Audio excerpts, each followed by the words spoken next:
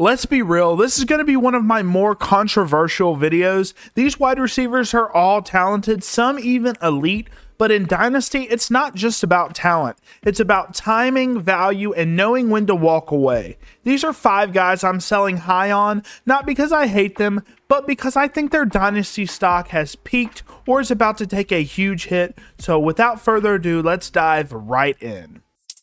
Hey.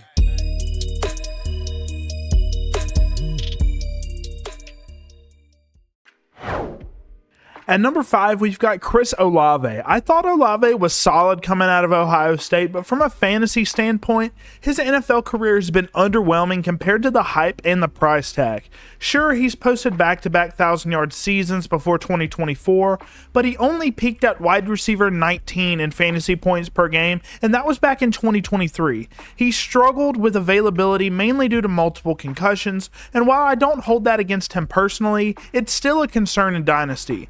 The biggest reason I'm fading him at his current value on Keep Trade Cut, which is wide receiver 32, is the Saints offense. They've got a massive hole at quarterback, and I'm not expecting Tyler Shuck to move the needle at all, and outside of the first 2 weeks last season, this offense was a complete mess. Even if Olave bounces back, I just don't see him being a consistent weekly option. I'd rather take shots on guys going in the similar range like Ricky Pearsall, George Pickens, Josh Downs, or Luther Burden. At number 4, we have Devont Smith. Few wide receiver prospects entered the league with as much hype as Devont Smith, coming off a historic Heisman winning season at Alabama, and while I still believe Smith is very talented and can thrive in the right system, the Eagles' offense is exactly built to not maximize his fantasy value. He's hovered around the wide receiver 15 to wide receiver 20 range in fantasy points per game over the last few years, but what makes him a sell for me is the inconsistency. Yes, he has the upside to explode for 20 plus points on any given week, but it's been hit or miss. Last season, he was more of a hit, which is exactly why I think now is the perfect time to cash out while the value is high. He's currently wide receiver 20 on Keep Trade Cut, which I think is near his ceiling in this offense. With the addition of Saquon Barkley, this team is likely to continue to be more and more run-heavy, plus the departure of Kellen Moore as offensive coordinator could cause the offense to take a step back overall. Smith is about to turn 27, and I could easily see him entering that DJ Moore zone in dynasty value, still talented but not a consistently trusted week-to-week option. At number 3, we have Ladd McConkey. Yes, he's beloved in the Dynasty community, and for good reason. He put up great numbers in 2024, finishing as the wide receiver 12 overall while only missing 1 game. So why am I selling high on a 23-year-old coming off a breakout season?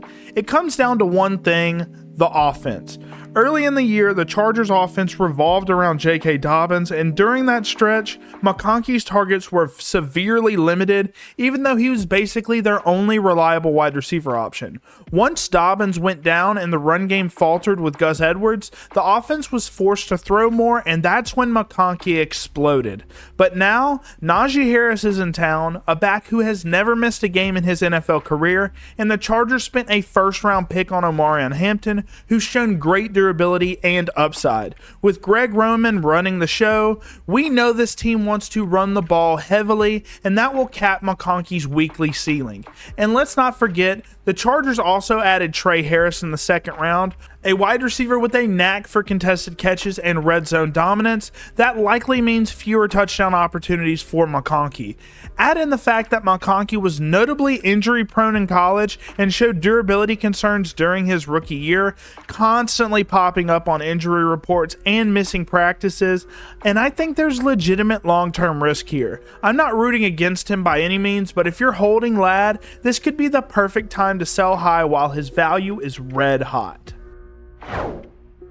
At number 2, we have Nico Collins, and yeah, I know this one's going to ruffle some feathers. Every time I even hint that Nico might be a sell, people from all over the Dynasty community are quick to jump in and debate me, and I get it, I really do. I did a full film breakdown on Nico just last month, and I genuinely loved a lot of what I saw. The upside is absolutely real, but there are a few major concerns that make me believe he's a big-time sell in Dynasty right now.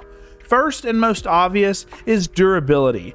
He plays hard, his effort is elite, and I talked about that in the breakdown. He's explosive, physical, and gives 100% on every single rep, but that same effort might be what's hurting him. He's never played over 16 games in any season over his first 4 years, and that's a big time red flag. He's already 26 and only has one top 10 finish, but the Dynasty community is currently valuing him as the wide receiver 9, and that feels like an overpay when you factor the injury risk and the inconsistencies. Then there's the offensive line. They struggled badly to protect CJ Stroud in 2024. The line was a mess, and now they've lost Laramie Tunsil, who was their top pass protector, and they haven't done much to replace him. They could seriously impact Stroud's efficiency and Nico's opportunities deep downfield. Oh, and don't sleep on the additions of Jaden Higgins and Jalen Noel. These two wide receivers could eat into Nico's volume, especially if Jalen Noel gets the PPR numbers over the short to intermediate areas of the field. For me, all signs point to either a soft tissue injury flaring up again or a drop in volume, and I'd be shocked if Nico finishes as a top 10 Dynasty wide receiver in 2025. I love the talent, but this is your window to cash out at peak value. And finally, at number 1, it's Puka Ngata. Now wait, hear me out before you come at me in the comments. If you really lock in and pay attention to what's happening with Puka, you'll start to see why his current value in Dynasty, the wide receiver 7 on Keep Trade Cut, feels massively overvalued. Yes, Puka was an absolute target monster in 2024. He was second in fantasy points per game, and we saw firsthand what he's capable of, but the problem is exactly that. We only saw it for 11 games. Durability has always been a concern with him, even going back to college. That was a big reason why he was a day 3 pick in the first place. Soft tissue injuries have followed him all around his career, and that doesn't magically go away. And then there's the retirement rumor. Puka himself says he has plans to retire from the NFL at age 30, and that's only 6 years away. And while that might seem far off now, Dynasty value starts to dip early when age timelines like that become clearer. So don't be surprised if his value starts to decline in a year or two because of that alone. Let's also not ignore the situation around him. Matthew Stafford is likely retiring after this season. Davante Adams has been added to the mix, and while I think Puka still leads the team in targets this year, Adams is going to command a sizable role when he stays healthy. No Stafford plus another high volume target, that's a downgrade for Puka's outlook in 2026 and beyond. Look, I love the player, and if he stays healthy and Stafford plays 17 games, Puka could absolutely crush again in 2025, but in Dynasty, you're playing the long game, and when you weigh in all the red flags with him, his value feels unsustainably high.